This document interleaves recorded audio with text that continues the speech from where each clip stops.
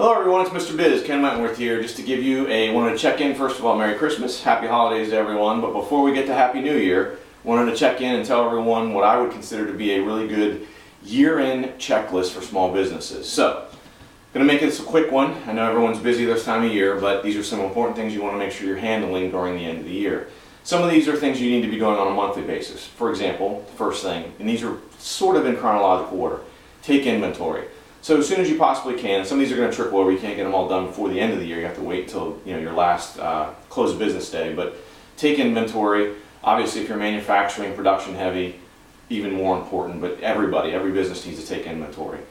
You need to reconcile all of your accounts, your bank statements, your credit cards, and again, this is something you should be doing on a monthly basis, making sure there's nothing erroneous on there, nothing that shouldn't be on there. Review your financial statements, cash flow, income statement, balance sheet. Make sure everything on there is trending the way it should have. See how you finished up for the year. Compare it to the same period of last year. Compare year over year. Again, make sure you're making progress and all of your ratios, your KPIs, key performance indicators, are what they should be. And make sure you're taking steps and create action steps to get to where you need to if you're not there. Along those lines, with your balance sheet, review your past due receivables. And again, this is something you should be doing on a monthly basis, but certainly at the end of the year. Take a look at where you're at with receivables that are old. At some point, you may need to come up with a different plan, a different action plan for those. So for example, if something is beyond X number of days delinquent, maybe you're going to turn that over to a collection agency. Maybe it's sort of out of the realm of what your expertise is, and it makes sense to turn it over and try to get something out of it. Budget. Review your performance versus the budget for the current year, and then create a budget for next year. So, if you don't have a budget for this past year, you should have. You can only control what you measure. So you want to make sure you're measuring that and honestly look at it on a monthly basis. And again, most businesses are cyclical, so you need to take that into account. However, you need to be tracking that on a regular basis and making sure you're trending where you need to and making adjustments along the way if you need to.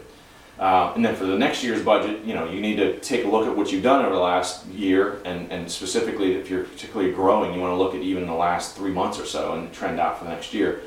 Make it a stretch along those lines. Goals, good segue. Review your performance versus your goals for this past year, and then set goals for the next year. And again, this goes hand in hand with a budget. Now, goals are not just budget goals, not just financial goals. They're all sorts of things, right? You want to grow sales, you want to do more philanthropic activity, etc. Make them as specific as possible so they're measurable, so you can, like I mentioned earlier, you can see how you're trending versus those. So obviously those two things are very important. The last two things I'll mention are review your insurance policies. Now again, this is something that at least on an annual basis you should be doing. If you had a significant change in your operations, you should absolutely take a look at those more than just annually. You should do it as you have a significant change.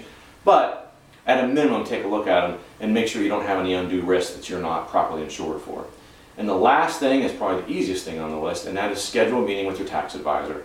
And try to do that this week, this last week of the year, so that way you get yourself on the schedule. Don't wait until late January when they're absolutely swamped and appointments are having trouble getting in to see when you need to. And that sets a line in the sand for you to make sure you have everything ready for your tax advisor when you meet with them. Otherwise, it ends up being nebulous, and it's one of those goals, because most people don't like it, it's a little tedious, that you push off, you procrastinate, and then maybe you don't do as good a job on it. So, that's my year-end checklist for small businesses. Again, Merry Christmas, Happy Holidays, and have a Happy New Year, everyone, and we'll talk to you in 2017 for another great year. Thanks.